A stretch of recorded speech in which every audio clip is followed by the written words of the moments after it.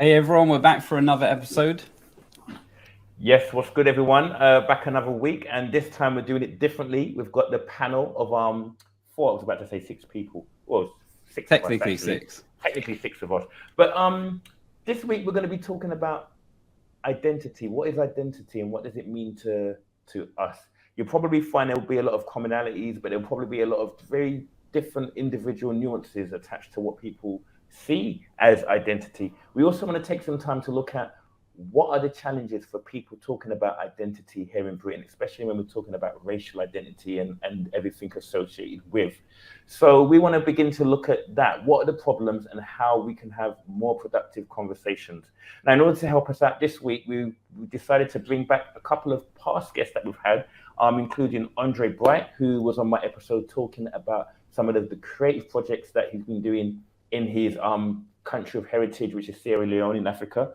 We had Jack Yates, who was back, I think our first guest, he might have been our first guest, and was talking about his relationship as a middle-class white male and his journey with the relationship with British identity. And it's very, very unique and very interesting indeed.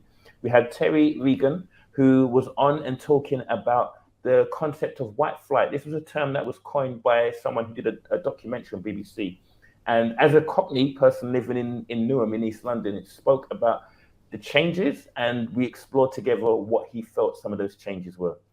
And then we had Samantha, who also was one of our guests, and she came and spoke about her journey being a British-born from Caribbean family, and explained and talked about what were the challenges, where did things align and where things kind of had a conflict of interest. So we've brought them all back together to really have this conversation right here. So at this point, put your hands together if you're at home. And everyone here with us, thank you very much for joining us and being part of this panel.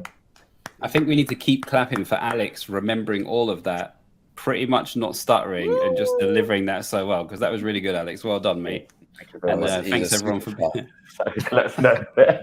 That's cool. But right, okay, well, let's just kick it off like this. We're going to do something different. I've got a little icebreaker for everyone. And the question I've got for you is, name a place. It could be a place maybe in the UK. It could be a place that you've traveled to internationally. A place that when you go to, you really feel a sense of, I'm at home. And maybe when you say that, give me a little sentence, not too much of a power, not too long a chapter, but just why is that the case for you? And we'll start with Andre. Oh. I was going to say, I've got one off the bat. It might make it easier for everyone. Man's ready. Guys, even though I sound like a Londoner, I'm deceiving you all. I'm from Middlesbrough, a town called Redcar. And Northern, quite simply, Northern, and then talk about identities. But yeah, quite simply, when I'd go up there, my granddad would walk down the street with me, and he would just talk to every man, every cat, every dog. And it was just so unusual for me coming from London. So I think for me, we'd go twice a year. And it was something I really looked forward to. And even just sitting in the pub, being in places that I would just see as normal, felt a lot more homely. For me, it would be going up to Redcar, up to Middlesbrough. But that is technically my home, whether that's somewhere you travel to, if you're thinking overseas destination. But yeah, that will always have some place in my heart in terms of the community that I felt there, or how accepted I felt. Amazing. Except for when I talked, actually, because every year my London accent would start to get worse, and then I'd start to get looked. So actually, I take it all back. I feel that. Come on, Andre, bust them, let know. Yeah, I think for me, the obvious one that comes to mind is Sierra Leone, just because, like Ivan just said, that's where I was born. And even though I left when I was like 5-6 years old, the more I go there, the more home I feel. So that would be like the obvious one. The only one that is not as obvious because I wasn't born there is South Africa. Like I felt like a genuine connection with the place, specifically around Johannesburg. Like I felt really comfortable there. And I'm not sure what it is about that because I've been thinking about that recently, but I can't quite put it into words.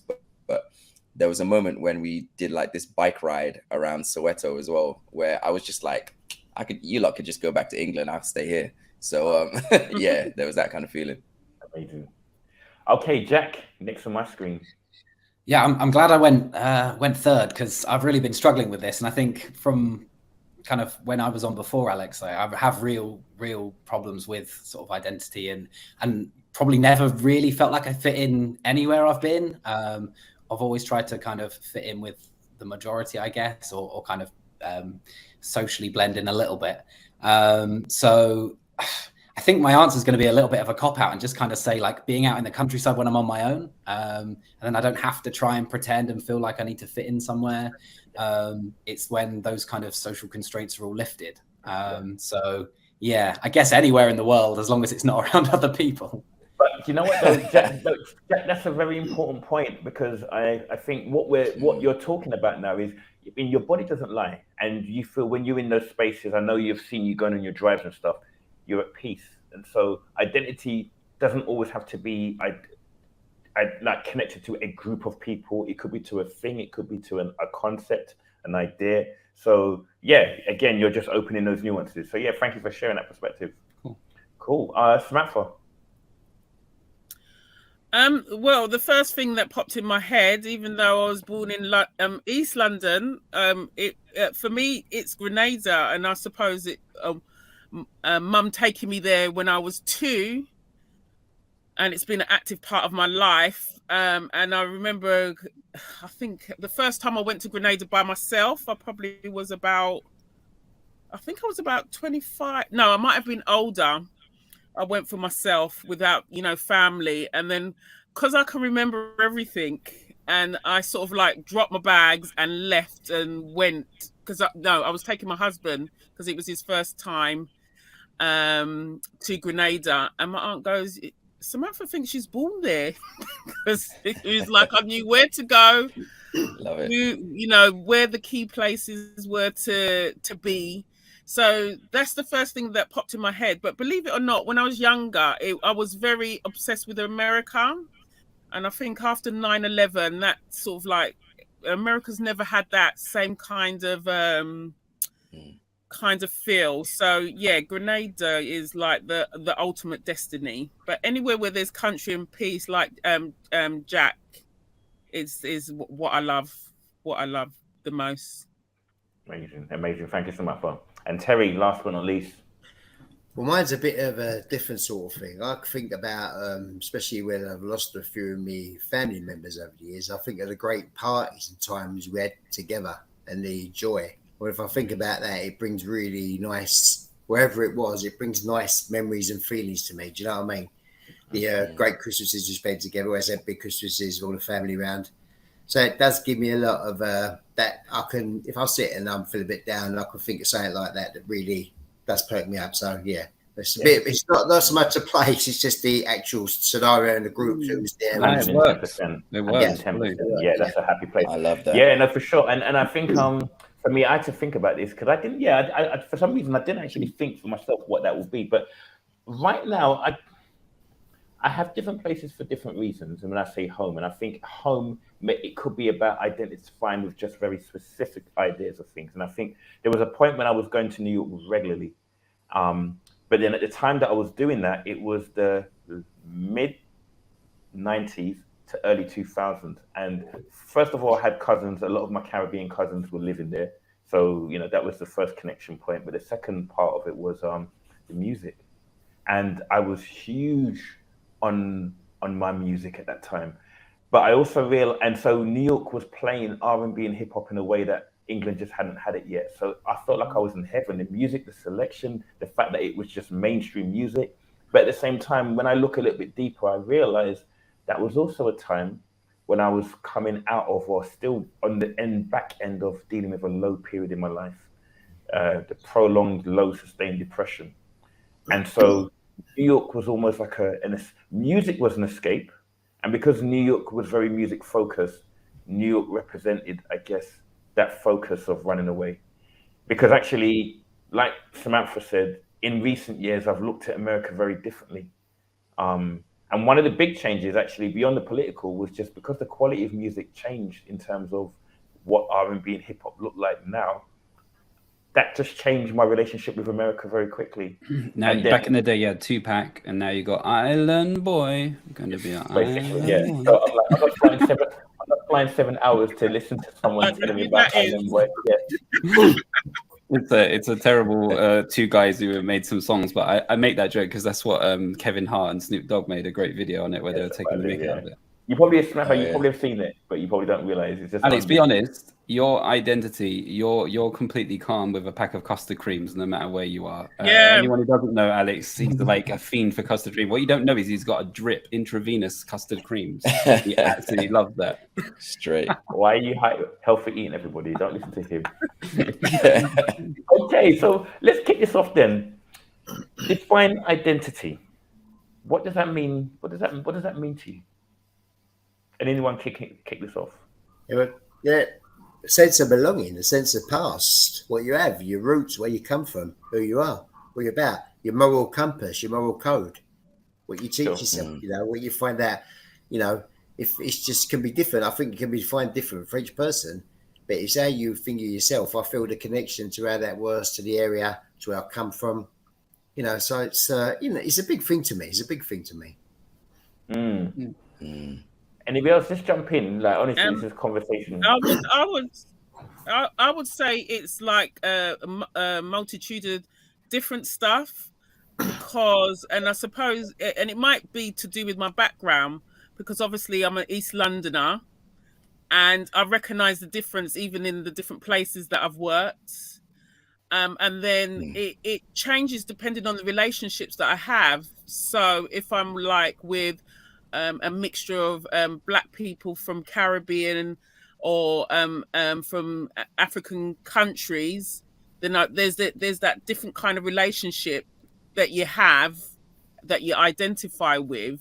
Then there's like your faith base, which is important to me as well. That shapes my identity. So I think a lot of things shape and it changes. I don't think it's a static thing. It changes over the years. So how I was when I was probably in my early 20s is completely different. Even each decade has changed compared to how I am now as an older individual.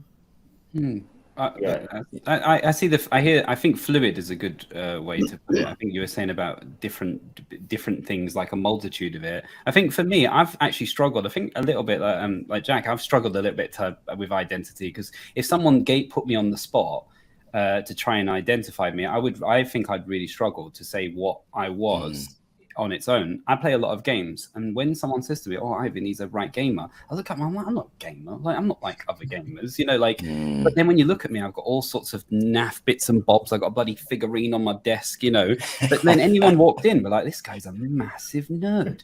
But I don't see myself like that. I think with identity, I think my take on it is that there is, if you were put it in an Excel spreadsheet, and that you'd see all the different identities that you could have.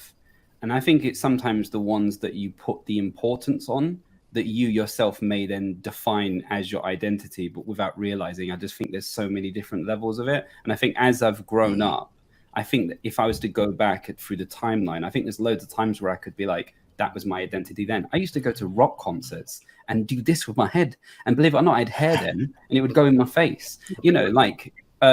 What was I then? Was I a punk rocker? Was I, a skinhead? Am I now a skinhead? What am I? So I think it's to do with the there's a multitude of identities, and depending on who you're with or what time in your life you're at, you can jump between them. They're interchangeable sometimes. But I think some people put a larger emphasis on a particular identity, that it's like, oh, I don't mind assuming these identities, but this is the identity that can't be challenged. This is the one that I am overall. I think that's roughly where from what I've taken away. Yeah. Alex, can I just share just a quick joke in relation to identity?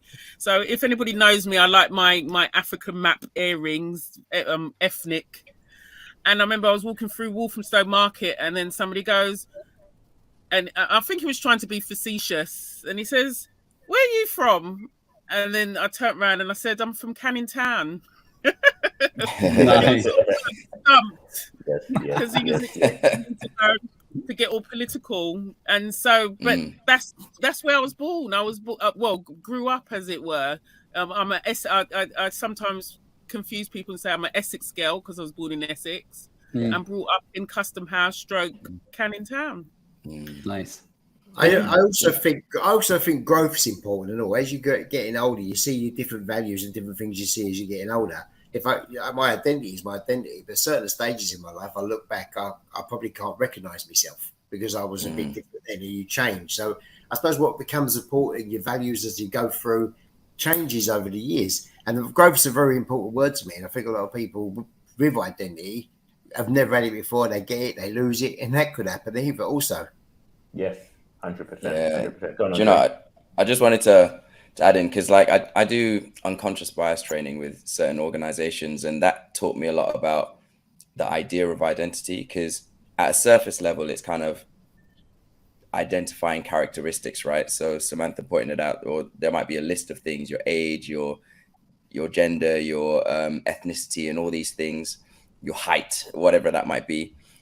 But then what I found interesting is the meaning that we attach to those things. So there's the meaning we attach, but then there's the meaning the society attaches to those things as well. Yes. And what I find is that is where we start to find things which we call like our tribes and communities and things like that, based on those similar characteristics or belief systems. But I find that what we're talking about now is that when those things which are at the top of your priority list, as Ivan put it, become part of our core belief system, and then which can be a good thing and a bad thing, right? Because it it's something you stand on. It's your compass, your moral compass, as Terry put it.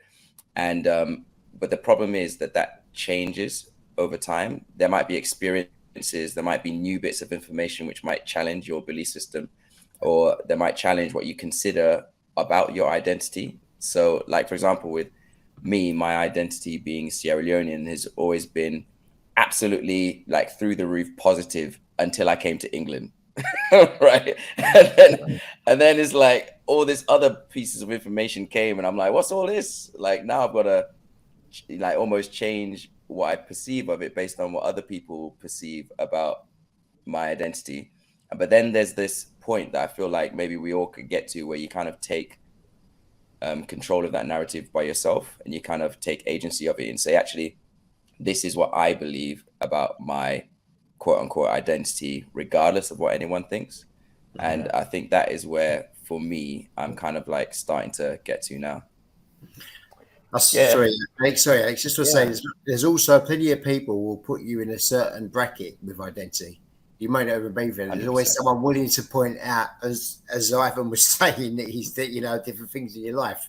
So there's always a narrative that people want to create to make you feel like that's your identity. And the thing is, I mean, do you think identities are always clear, or do you think they can be quite blurry? Because the reason why I say that is because there's a concept of identity where it's about, what you label yourself as, or maybe what other people, as mentioned, label you as. But then there's also certain personal truths about when we're in a happy space. So, for example, Ivan, you said that you enjoy gaming, but you don't necessarily feel comfortable with the label of it. But there's a truth in that, in that you are comfortable, you thrive in that space, you're interested, you're engaged in it. So do you think, how much of identity is also about being understanding who you are and what kind of excites you versus labels? I mean, I don't know. Can anyone say anything to that? I can say for the past. Sorry, I can say for the past. I think I've said this to you, Alex, before. When I was younger, I had a skinhead. I've got a big scar around my head. I've got tattoos. So when I walk in, people look to me as if they was well surprised that I was well spoken and polite. Right. So,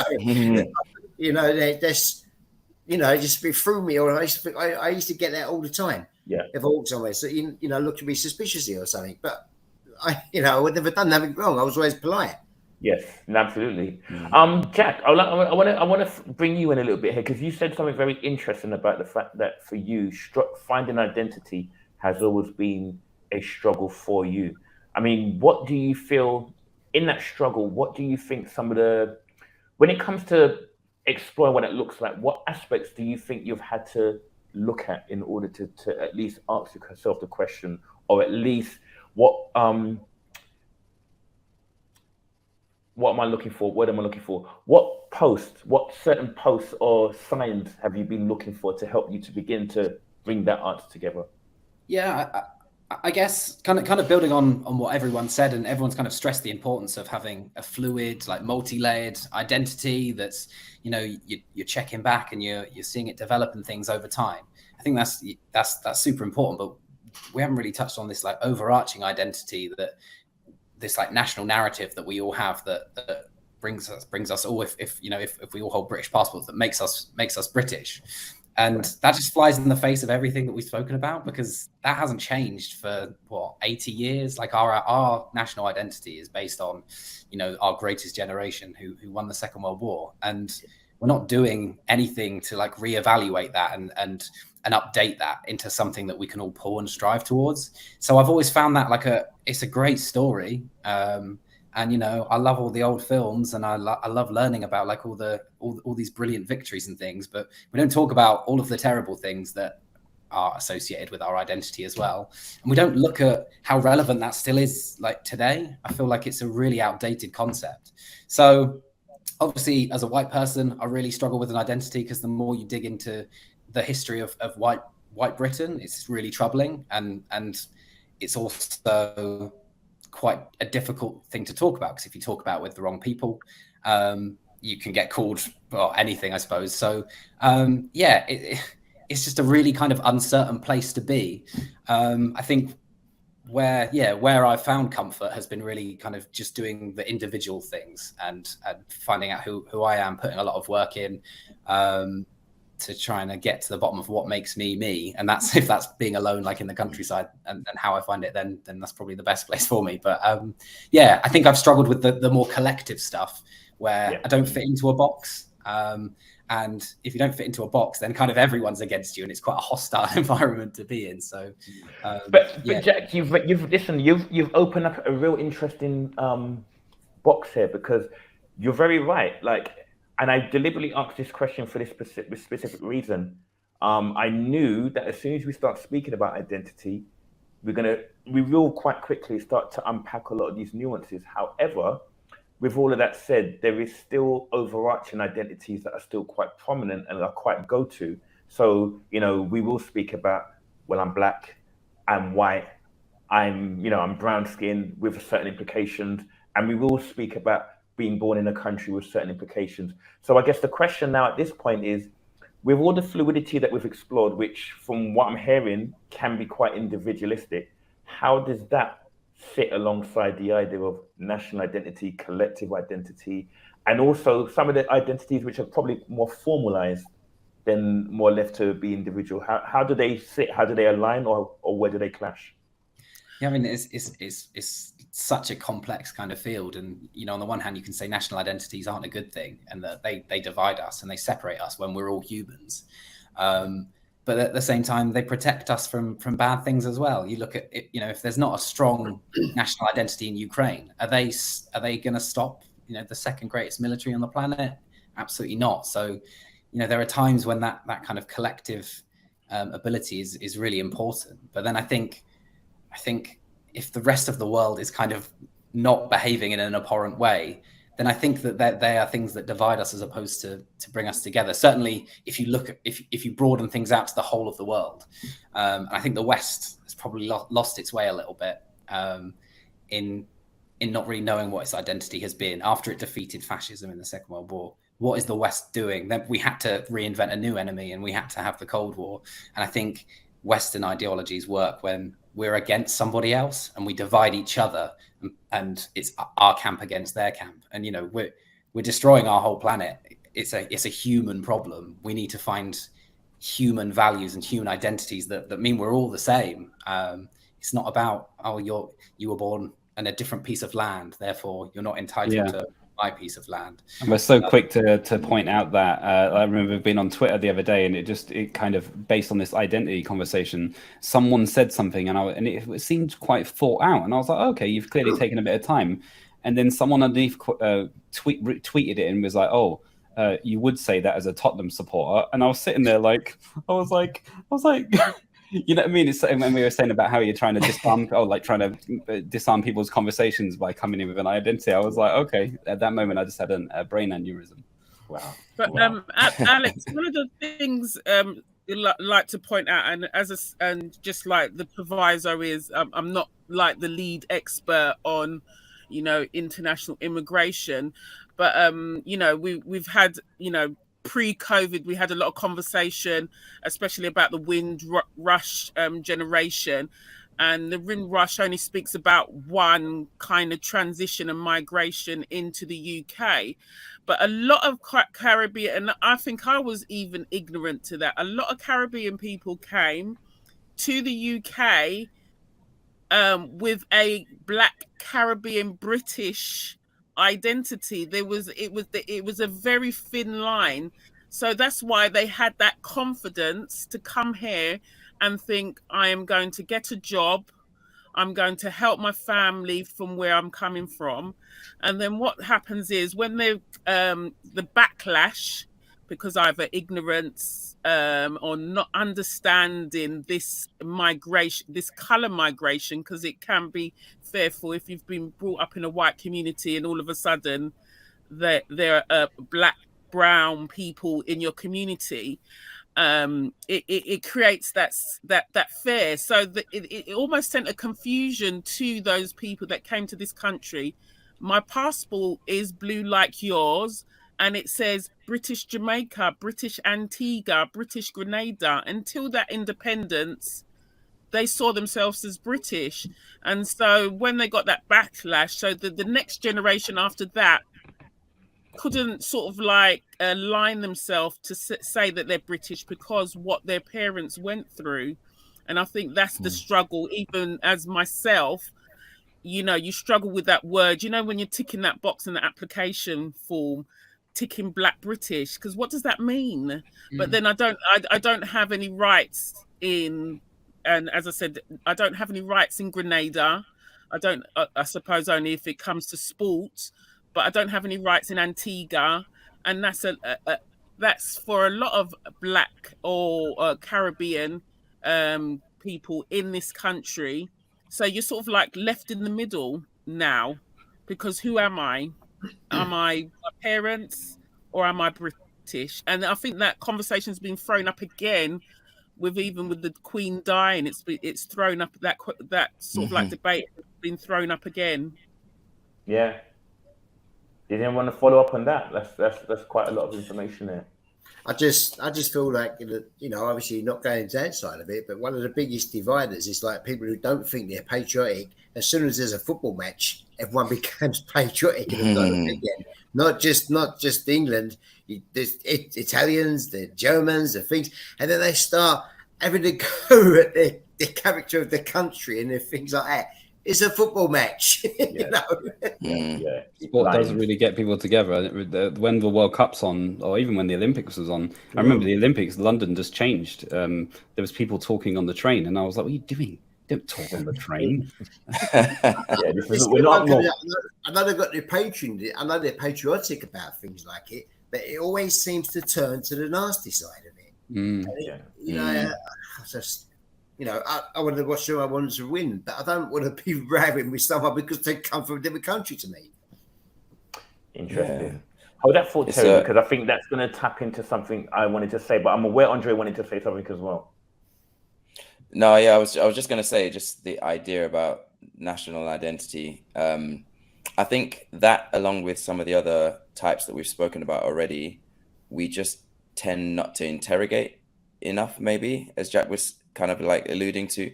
I think we kind of find ourselves in a situation where we carry this badge around, and whether we see it or not, it's, you know, can sometimes influence our decisions, but we don't necessarily interrogate it for ourselves to find out what that means for us. So going back to what Samantha was talking about, being Black British, that's something that I know we've talked about when I was back on here, feeling Sierra Leonean when I'm in UK, but feeling British when I'm in Sierra Leone, and how that kind of merges with people.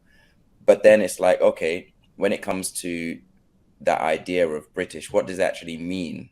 Like, what is the whole of it look like? Because there's like a mentality behind it as well, which is what made me feel different when I'm in Sierra Leone. It was like this empire mentality, right? Where you're just like, you know, the world is mine, you know, in that sense. And, you know, why can't I have access to this? Or this is actually a great idea, you should try it. And then having to catch myself almost and being like, actually, this is very colonial in that sense. And having to sit with myself, even within meetings, as words come out of my mouth, having to kind of hear it from the outside almost, and actually sit and saying, where is that from? Do I actually agree with that? And do I want to continue with that line of thought? And what does that mean about me if I don't accept that part of what this greater identity, once I recognize it as that? So I feel like I'm always in my head like that, but maybe that we don't do that enough, because when we break it down into really small things, that we might find that there's more that connects us with other people than not. But because we're only looking at that generalized level, we're like, I'm this and you're that, and so we can't merge. Yeah, absolutely. Yeah, agreed. Sorry, did I cut you? Did you finish? Did you? No, I was just going to say that for me, my personal experience has been when a lot of the conflicts kick off is when we can't see past that first gate of identities. Yeah, there's always a black and white as well, isn't there? And I seen, do you know, funny enough, I can't believe I'm saying this, but Tony Blair was saying something the other day, and he was saying about political parties, and they were saying that when you've got one side and another side, there's never any good can come from it. And sometimes with identities, it's always one or the other and never in between. And I think having that mindset of just understanding that you can always have that yin and yang, I'm not even going to try and do it with my hands, but that yin and yang of where you can exist in the middle a little bit. I think that's something that it's like arguments. There's always a winner or a loser, or right and wrong. Yeah, no, totally. I mean, I remember when it was my 40th, and I was really anxious about doing it, like the party. I haven't done parties for years, but I mean, my friends kind of talked me into doing a 40th birthday party. And I thought, okay, I'll do it. But one of the biggest worries for me was I'd never put all my different circles of friends together in one space, because interesting, a bit like Jack, and I think probably why me and Jack get on is because I don't really have a peer group. I have lots of individuals that I identify with. But then the spectrum for that is very wide. So I was like, how do I manage this all in one room? Because actually everybody knows me in a different version of me, which are all true versions, but they're different. And my friends just don't mix with my family because my parents, and that is a completely different story. And so that right there, just listening to everyone speaking, just reminded me of, the anxiety that I had about having all my friends together, because I was like, I feel like it's not even about being a fraud. I mean, like, again, if I talk about when we were younger, I think we would have had, as a Black person growing up in Britain, we would have had a very narrow mind, a very narrow kind of spectrum of what being Black meant. And Black meant you had to be behaving a certain way, using certain slang, talking to certain people, dress a certain way, listen to certain music. But like, as you get older, you begin to explore and recognize actually there's more to me than these labels that are given. And like someone like, for example, when I think about where Jack comes from, we're from two very different backgrounds. In my younger days, I might not have even been reluctant to make an effort to get to know Jack, even though there may be parts of me I'm thinking, but I like this dude, but then I don't want to be seen indulging and talking to him, because people will think, why are you talking to dude for, man? I mean, it's these unspoken narratives that are almost governed. So I guess maybe, we need to get for the next section, but maybe one of the things that I want to put out there for people is, with all of what we say about what rules or kind of how we define our identity, thinking about the external rules that are also out there and which one governs. And do we play to both? Is there a time where we play to the external expectations? Is there a time where we actually succumb to the internal expectations? and how does that work? Alex, just I suppose on a personal level, I would say that our parents, mum and dad, had a sort of like a powerful influence in about how we integrated with different people as well, and that probably plays quite a strong role in how we our friendship circles are varied. So if you think about dad with his good friend being an Asian Sikh man, mum being a nurse, so you're meeting all different cultures. So if you're grown up in that environment, mixing with cultures, then it becomes quite easy. You don't see the problem. Like, whereas I've had friends that never mix. They put. I remember I used to have, and hopefully she's not listening. I used to have a friend, and she used to go, "Yeah, what about your white friend, them?" And I'm like, because it was like making something like it was unusual. But we've always grown up.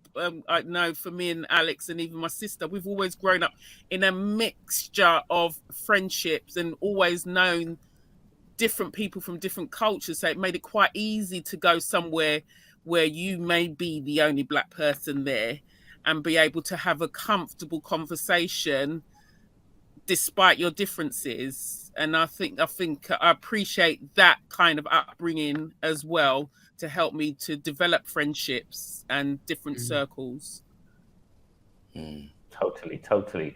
Maybe this might be, and I know people may be still collecting their thoughts, maybe this might be a good time to move the conversation into what are the barriers to having productive conversations around identity, particularly when we're talking about, say, the British identity, race identity as a skin color, because even though actually nobody has actually articulated those words, well, actually, no, Samantha has said actually, it's still very much a prominent decider in terms of how we're seen and how people in institutions may want to categorize us. So what are people's kind of experiences on why these topics are so difficult? An interesting one for me, an example, is my partner's, I didn't really know this when we met, but she wore a cross, but I didn't really see her as religious. And a few times because I'm not religious at all, and I question it a lot, to the point sometimes where I need to check myself when I say certain things because it can be offensive. But isn't it funny how sometimes we gauge some things that we think are less offensive than others? And I think that goes into what we're saying. I don't mean terrible things, but things that you could say out of place, and someone's like, my whole life is built around that. You don't be saying that sort of thing. But yeah, I think it was interesting when she was talking about some of the things that she believed. And I remember I learned a lot about her, but I would say it took us about 7 conversations where things had come up before we started to get on an understanding of what can be said and what can't. And obviously that's in a relationship, but I expected that to be about chores when in a relationship, like, oh, you left the toilet seat up, etc. Oh, you're one of them. And then when I had that conversation, I found it really difficult. And there's a few times where I again had to really check myself on some of the things I was saying, because I felt strongly about it and I thought it was true, doesn't mean it doesn't cut someone, because I think it's less. It's not like, race, the race card. Everyone always goes, race is always the one that gets put on the pedestal in terms of, I would say, well, in terms of identity and things like that. People jump to those cliches. So yeah, that surprised me a little bit, especially at home, having so many conversations with my partner, the things that I didn't expect. And again, 8 conversations before I feel like we can have a comfortable conversation about religion, etc. I think I was just. Excuse me. Go on, Joe. Go first. No, I was literally just going to say, I think the creating spaces to have conversations is probably one of the barriers that I found. Sometimes it's just like knowing the person you're speaking to and judging by the conversation how far you can push a conversation before it gets to a place where it's like irreversible in that sense in terms of damage or whatever. But similar to what Ivan said, it might take a few tries. Sometimes you can literally, because I know with mine if we're talking about identity, right? But really it's just any difficult conversation. you don't, it's like a minefield. You don't know what is going to be difficult for the other person. You don't know what their experiences have been. Even if you live with that person, you never really know what they've been through or what kind of trigger points they might have. So I think for me, I found it a skill to develop how to communicate with people in a way that they know that it's safe to talk about certain things. And for me, it kind of, a lot of it is, it's kind of like this consent conversation. Can we have a conversation about this? Give them a heads up about what it's about before you're going into it, just so you know, we're on the same team. And, or just that kind of reassurance. For me, I mean, I facilitate spaces, so I kind of have to do that in the professional sense. But even when it comes to personal senses, I find that just as important to let people know that, okay, we're going to have a difficult conversation, but this isn't about you and me. This is about the topic. And then we can have the conversation about the topic as an idea without it affecting how we feel about each other. Because I think usually when people, because we kind of embody an identity or a characteristic or whatever, when people talk about the thing, they feel like they're talking about them. And then that's when it gets real personal and kind of difficult to navigate. Wait, sorry, I thought you were looking at me. Were you talking about me then when you were saying that? Exactly. I was looking at you dead in the eyes, bro. Yeah. Sorry. I think people are scared of having difficult conversations, and rightly so sometimes. But I realise as I've got older, I will have that conversation more so what I did years ago in relationships and in the different community things there. But people, because you could sit there saying to someone, you're wonderful, you're great, you're brilliant. 20 times you say one thing that they don't agree with, they take their own agenda and your own narrative and they start saying, oh, what do you mean by that? Away being like that. But you've just been nice. I've just said, you've done that, and they take that out.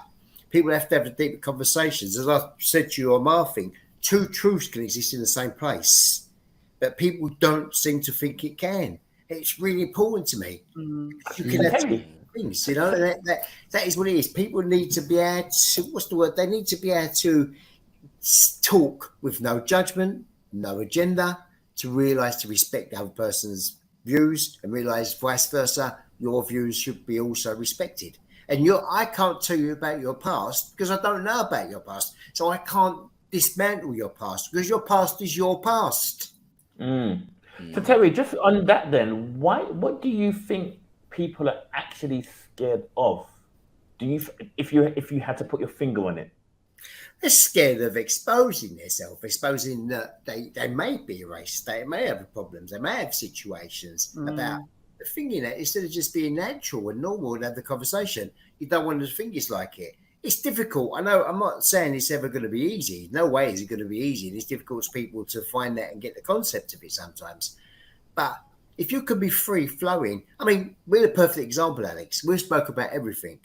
We've never disagreed. We've never, not because we haven't always agreed, but we agreed to disagree in a nice way, in a correct way. Yeah. I can't, if you tell me so-and-so, it's like when you go to people who go to you and argue, oh, something happened to me when I was young. Oh, don't talk stupid. What do you mean don't talk stupid? It did happen to me. When someone experienced race, they go, oh, no, there was none of it around there. How can they say that? You're telling the story. So how can they dismantle your part of the story? Yeah. And it just beggars belief because they take the one narrative that comes into their head and that is what they want to run with. You could say, sorry to repeat myself, but it's just so important to me. You could say 100 nice things even. It could be your best friend. You say one thing they don't like and they would turn. Yes, absolutely. Anything else right there? Anyone got any thoughts? I guess I'll put a question to whoever, but Terry and Andre have kind of said that a lot of what they do is having like difficult conversations with people and that kind of thing.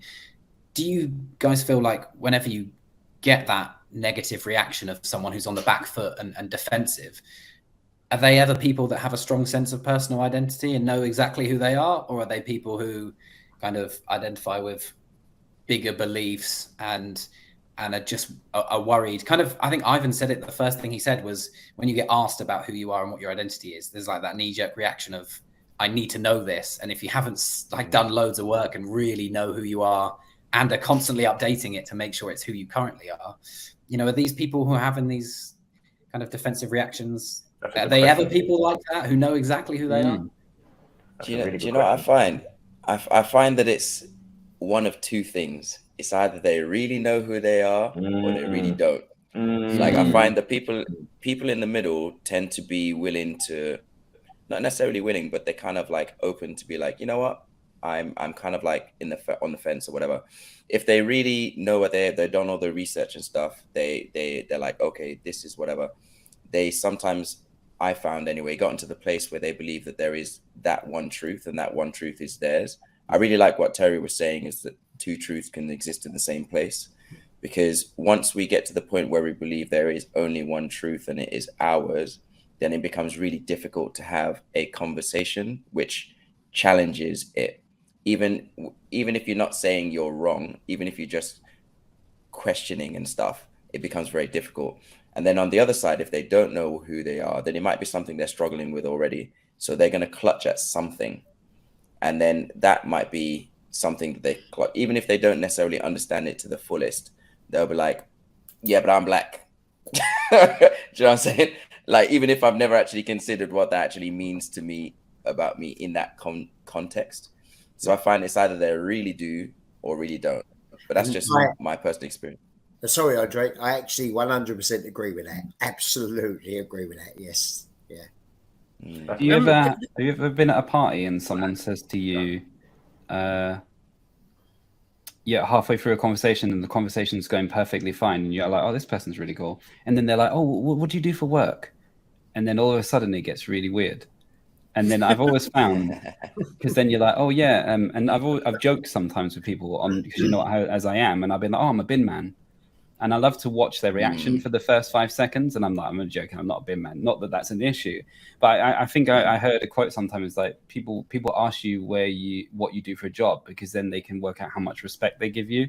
And that, I feel like that ties in a little bit into a bit about identity as well. I thought that was quite interesting. Anyone listening or you guys, next time you're in that moment where someone asks you what you do, just like take yourself out for the moment for a second to see if the conversation gets different at that point. Because I always find it awkward when people say it. Because I remember I worked at Iceland's on Balaam Street, and I'd be like, "Yeah, where'd you work, Iceland?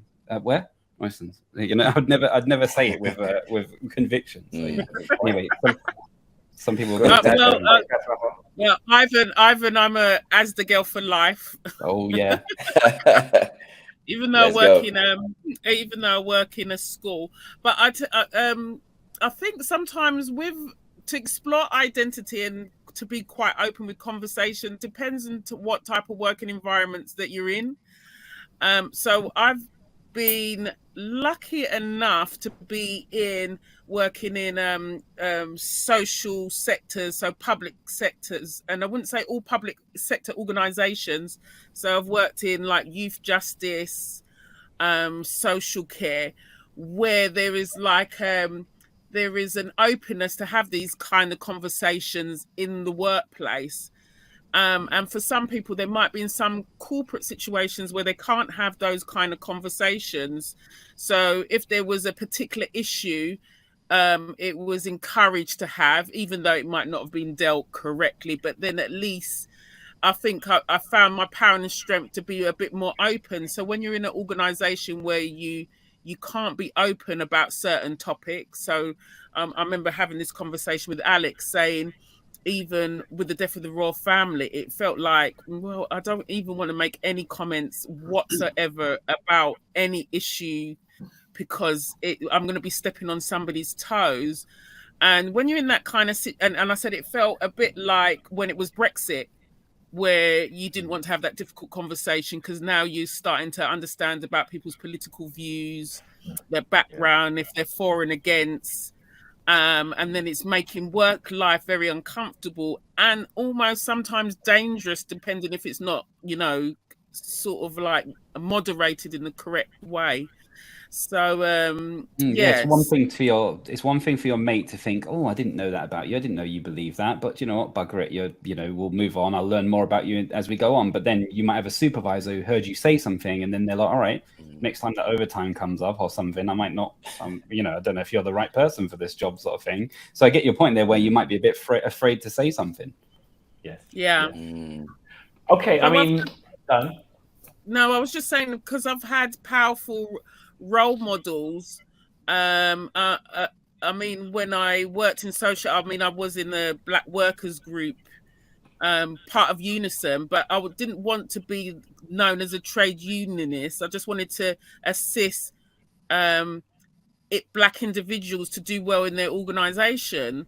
And so, if you've got the likes of like Dawn Butler, that's, brave enough to call Boris Johnson a liar, that's you're mixing with, you're almost in an environment where you can be a bit more open. Most people don't have that opportunity. I can't see myself in Barclays Bank if I was working in Barclays, and I stand corrected if anybody does work in Barclays Bank, that I can be very open about culture and identity as how I was in a social sector setting. Yeah, that's really interesting. Moving this on, because I think there's even more, and maybe we could revisit some of that in this next question. What advice could we offer about to help us have more productive conversations? But when I say that, I don't just want us to kind of point out maybe the generic stuff, the obvious stuff, or maybe not so obvious, depending on where the person's at, but more individually. I'm asking people individually, what do you think that you need to do in order to facilitate having better conversations? So for me, one of them, there was a situation where a long-standing friend that I've known for a long time, and we used to have quite good conversations, but he stopped. We had one conversation around talking about the concept of white supremacy and white privilege, and I was talking about it more from the concept of not this is what I believe. It's more this is the conversation, this is the narrative that is out there. But that conversation ended the relationship. We just weren't talking. Weren't friends at all. And I've to this day we've never really had a chance to revisit that. But more so in reflection, I realized I didn't understand what this meant to him when we're talking about this idea. So I guess I'm asking this question to be a bit more personal to yourself. What do you think you can do, or what things have you learned to do in order for you to be part of more productive conversations? Go for it, Tom. I think for me it's growth. Don't fear judgment. Don't fear judgment if you were in an honest way, because you're going to get judged anyway. We're going to get it anyway. So if you could have the conversation in a nice, corrective manner, as I say, not being all like this and flash and screaming and shouting. I will never listen to anyone. I've had it in my life because I wasn't always like this. I made plenty of mistakes. I made plenty of wrong choices, but I'm never going to listen to anyone who's shouting at me. And why should I assume the same would be done the other way around? Sure. I think what I've come up with is that there's a saying where it's like the burden is on the communicator, and I think let's just take us for example. Let's say that on people listening, they're at this point where they want to start having these conversations. Andre touched on a really good point where he said about he set the tone before the conversation, and I think if you want to have that conversation and explore something, you need to understand that there's a lot of burden on your shoulders. And reward to some extent, a lot of burden to some extent, and reward if you can make that conversation last longer than just the standard conversations that people are having. So going in, setting the tone. This is the kind of outcome I'm trying to get. This is a basic idea of my thinking. I'd like to hear what you've got to say about it, and then give that person a kind of opportunity to then speak, even if straight away what they've said is completely different to what you were hoping to hear. And I think it's just, and then just understand that you can't push a narrative. You just have to listen to that and go away with it. So I think for me, it's that if you are the type of person who believes deep down that you want to have good conversations, you have to practice it. And a good way to do that is to set the tone at the start of the conversation. And I think for me, this is something I'm taking away from myself. is one, be vulnerable about, like, just lay the cards on the table. You know, there's nothing better than knowing straight up what to expect in a conversation. You know, when someone says, "Oh, Ivan, can I speak to you at 5 o'clock?" All day you're like, fuck. You know, when they just say, "Hey, I want to talk to you later. My car got a dent. I'd love to hear some advice." You know, you're like, "Oh, you'll be all day." You'll be like, "Oh yeah, put some ice on it," or some stupidness. So yeah, I just think make it easy for the other person, even if you think that person might be difficult. Just be aware that that's going to be okay. So I think that's something to take away from me. Sure. I think if I was to, like, I was thinking about it while you were asking the question, and there's some things which, like you said, are obvious, something not so obvious. And one of the things I found really powerful is curiosity. If you assume positive intent from the other person and you just ask questions to understand their point of view and their experiences, separating it from your own identity, right? So what they're talking about is their lived experience. And so my role in that conversation is to learn more about their experience. For me, that approach has always led me to a space of deeper understanding of people. Mm-hmm. So if they say something, like I was having a conversation the other day and they were having something that we were talking about, a topic which was polar opposite of my belief system. My entire structural foundation could have burnt to the ground. What did they say? The moon isn't real. You're like, oh, the moon is real. One of them ones, the earth is flat, and them ones. I was what? But in those situations, I was like, first of all, for me as Andre, right, I'm kind of like Alex, right? I'm pretty calm on the surface, but underneath, you're like panicking, like, what? Where did this come from? Yeah, but like on the surface, I was just like, oh, okay. So, and I think one of the things I found is that I ask questions in such a way that most people assume I believe the same thing. And so for me, that's when I know I'm asking the questions right. So I'm like, okay, so tell me more about this. And okay, where did you get that piece of information from? And okay, where can I learn more about that? And okay, have you always believed that, or has it changed?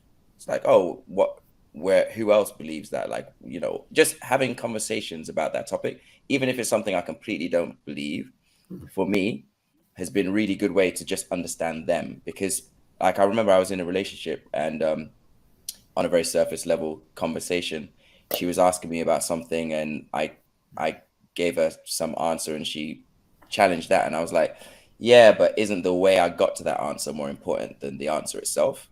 Because the way I got to that answer is what is going to be telling you more about who I am, which is going to tell you more about if we are compatible with each other.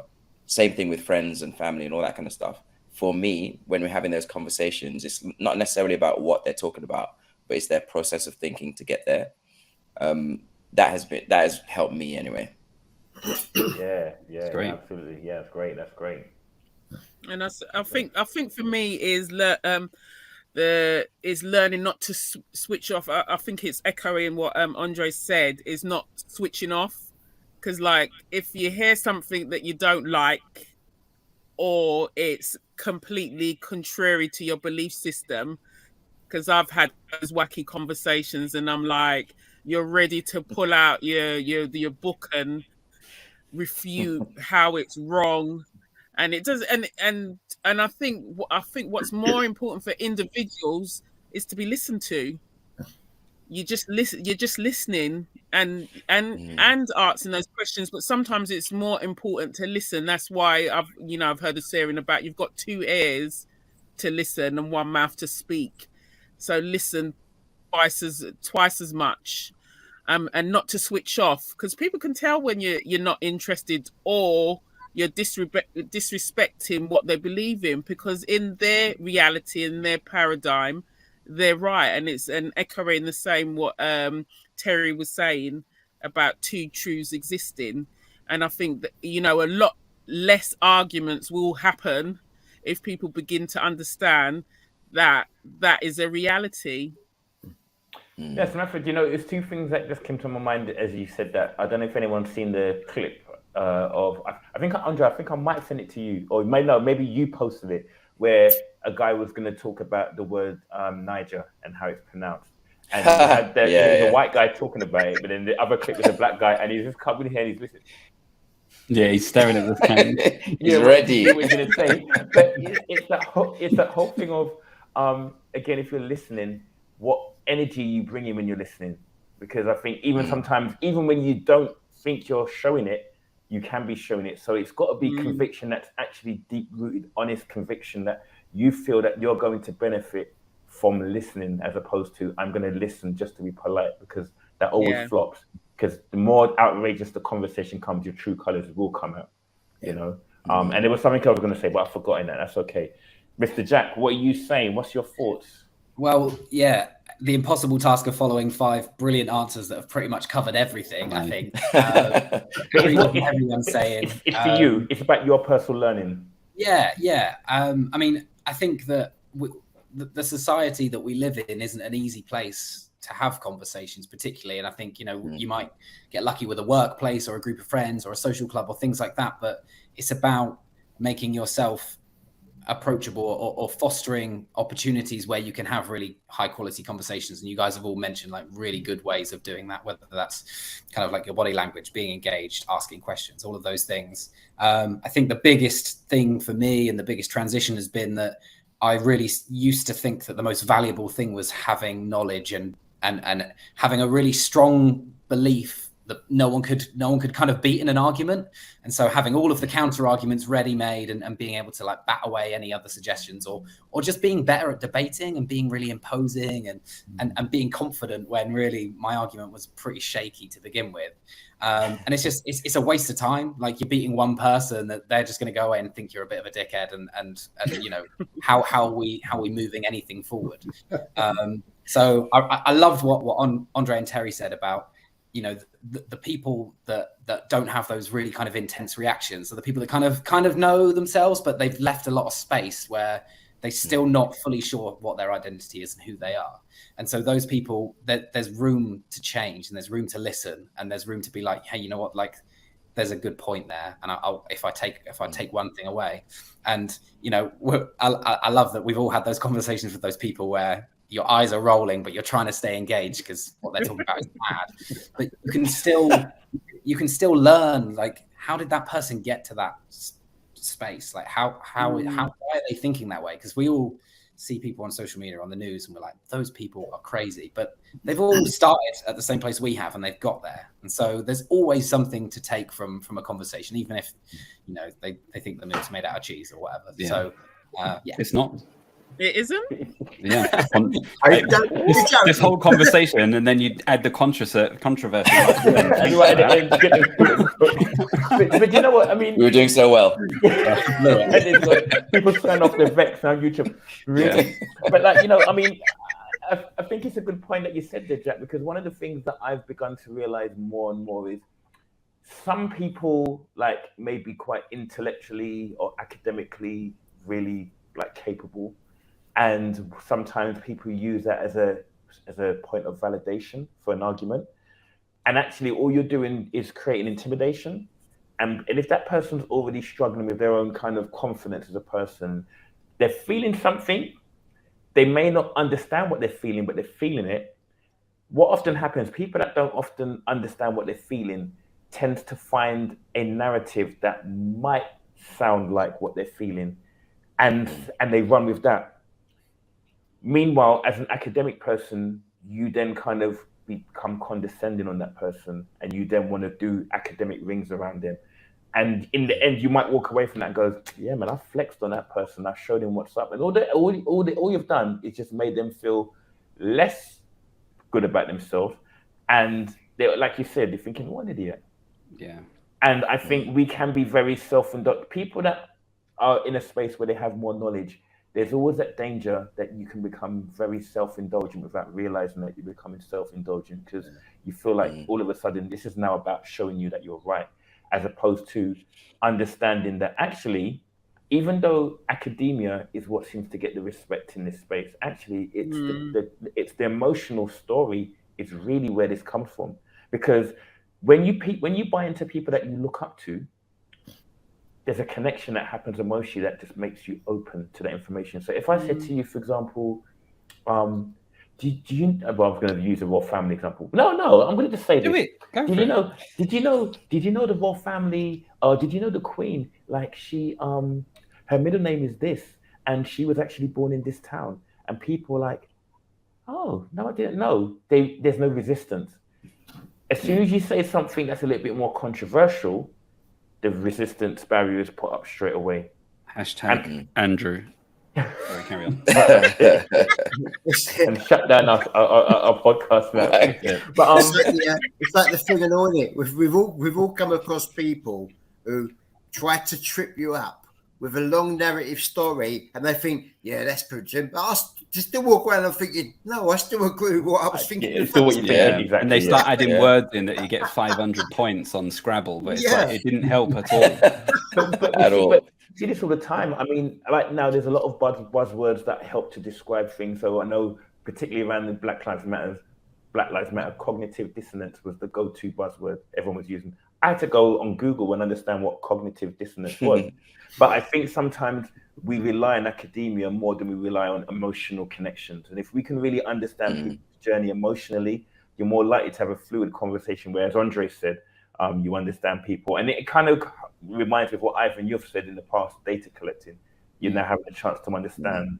And there's so much reward for you and the person without realizing it. If you do similar to what Andre was saying, asking the questions, it sounds like you were getting closer to the result you wanted in a different way. And it's harder on you asking those questions because, like you're saying, deep down, you want the answers. You want them just to say what you're thinking. But if having these conversations, there's so much reward for your own learning and own psyche, but without realizing you're setting an example for the person you're talking to, whether they're comfortable in their identity or not. There's so much reward for both of you having these kinds of conversations. One of the things that just came to mind as well is that when you have differences of opinion, and you can I'll use politics as an example, right? But I won't necessarily use any examples. But if we're talking about politics, part of the reason why someone's going to align in a certain way is because of their values. And for me, that has always been more interesting than who they vote for. So it's like, okay, so for example, my mum and my brother are polar opposites, right? But we've grown up together and I've always found that interesting. So it's like when I'm speaking to mum, I'm like, me and my brother were sitting there like, so why did you vote that way? And what do you believe as a result? And once we get down to the values, you might see there's actually quite a lot of commonality, but it's just that this is the only way that translates the most important things to her right now, which ties down to what we were saying about identity changing through time. Because if this had been 20 years ago, she might have voted a different way. And so for me, it's like using these differences to find out what's the core and seeing if there's anything that brings us together there. And for me, when I'm asking those questions, it's that I'm trying to get to. 150%. Listen, Alex, you remember? Sorry, about the time when was it? I think in Grenada they have two colours, whether it's social, so it's the right and the left. And I think it might be the left is yellow. Right. And I'll stand corrected, family, if you're watching. And so like all my no, because it's when we went on holiday, and I think so they all came to the airport wearing the yellow colour, and then mum turned up in green. Okay, I do remember that. Yeah, it's like everybody's looking. This is like a Crips and Blood situation, isn't it? Yeah, I was just thinking that. It was like shock horror, but my mum's wearing green because it just looks good. She's on holiday. And it was like by the family, but it was just so funny. I can't get the true narrative, but it was those two colours. So it's just like mum, the family wearing red, and mum turning up in blue, and they're just looking at her in like disgust. But it was just so funny. All right. Well, I think that was up for time, but just to make a big point out that everyone that you see here has had an episode with us so far. And has contributed a lot of their time. So thanks. First of all, thank you. But second of all, if you're watching this and you haven't seen the episodes, go back and have a look because they shared some great stuff that parts of it got injected in here, but they went into a bit more depth there. So definitely, if you get a chance, go back and have a look with the episodes with everyone here. And if you haven't already subscribed, you get a notification when we go live. You don't need to sign up to anything. It just pops up straight away. And drop a like if you enjoyed it and a comment and all those good things. Brilliant. Thank you so much. And also, I just want to add that I'm hoping that from these conversations that there's been some thought provokers and prompters for people to take action. And often when we talk about action and activism, people talk about it from this massive organized perspective. But actually, activism and being active could be just how you think about how you talk to your mate. And everything starts from this situation. I think, maybe I'm going to spill now. It's not always about looking for this one leader that leads everybody from the top. It's about what you can be doing with the people in your immediate area. I think that's where the real power is, especially in a time of day like this, where we're being kind of isolated a lot more. So yeah, I really hope that this has brought some triggers for people in a positive way. And I just want to second what Ivan said. And again, thank you, Samantha, Terry, Andre, and Jack for giving up an hour and a bit of your time this evening in the middle of a busy midweek schedule. Yeah. All right. Thank you. Thank you so much. Thanks, everyone. All right. See you all later. Take it easy. Bye. Bye. Bye.